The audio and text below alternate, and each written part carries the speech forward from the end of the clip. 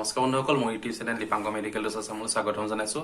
আজি আমাৰ টপিকটো হৈছে ঔষধৰ ব্যৱহাৰ ক্ষেত্ৰত আমাৰ সচেতনতাখিনি কি হ'ব লাগে। আচলতে আমি মানুহে কিছুমান ঔষধটো কিনি খাওঁ, য'তে ত'তে পোৱা যায়, তাৰ পৰা সচেতন মানুহ চবেই নহয়। তাৰ কাৰণে ক'ব লৈছো কেইটামান পইণ্ট আছে, আপোনালোকে মন দি শুনিব।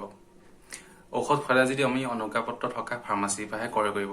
ঔষধ ক্ৰয় কৰোঁতে ঔষধৰ বেটছ নাম্বাৰ, ম্যাদ উকলা, এক্সপাইৰী ডেট, তাৰিখ আদি উল্লেখ থকা কেছ মেমো অথবা বিল সংগ্ৰহ কৰিব।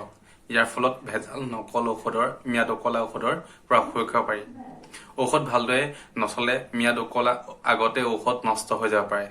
পৰাপক্ষত ঔষধ ঠাণ্ডা, শুকান আৰু চাট হ'ব লাগে। ৰান্ধনী ঘৰ আৰু গা ধোৱা কোঠাত কেতিয়াও ঔষধ থব নালাগে। ঔষধৰ লগত মাদক দ্ৰব্য সেৱন কৰাটো অতি ভয়াৱহ।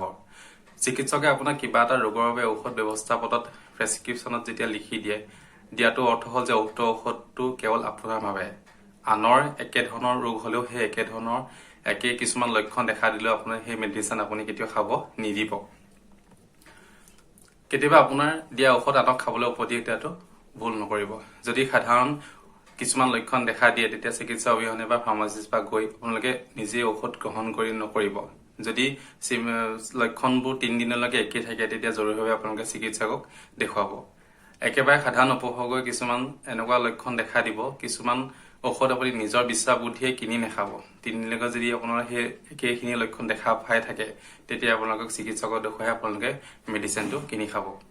চিকিৎসকে ব্যৱস্থাপত্ৰত যেনেকৈ প্ৰেছক্ৰিপশ্যনত লিখি দিয়া মতে ঔষধ গ্ৰহণ নিয়মীয়া বা নিৰ্ধাৰিত ধাৰা কোৰ্চটো যেনেকৈ কৰিবলৈ দিয়ে তেনেকৈ আপোনালোকে নিৰ্ধাৰিত সময়ত সম্পূৰ্ণ নকৰাৰ আধাতে ঔষধ খোৱাটো বন্ধ কৰি নেপেলাব। ৰোগ নিৰাময় হোৱা যেন ভাৱ হলেও চিকিৎসকৰ পৰা ঔষধ খোৱা বন্ধ কৰিব পাৰি যোৱা হ'বনে নহ'ব আপোনালোকে সেইটো ভালদৰে সুধি ল'ব। বিশেষকৈ এণ্টিবায়টিক ক্ষেত্ৰত কোৰ্চটো সম্পূৰ্ণ কৰাটো অতি প্ৰয়োজনীয় হয়। আৰু সকলো ঔষধ সৰু সৰু ল'ৰা ছোৱালীক বিচাৰি পোৱা ঠাইৰ পৰা সদায় আঁতৰত ৰাখিব। যদি প্ৰয়োজনত বিদেশৰ পৰা ঔষধ আমদানি কৰিব লগা হয় তেন্তে চিকিৎসকৰ ব্যৱস্থাপত্ৰৰ বিপৰীতে এবাৰত 100টা পালি ঔষধহে আপুনি আমদানি কৰিব পাৰিব। ধন্যবাদ।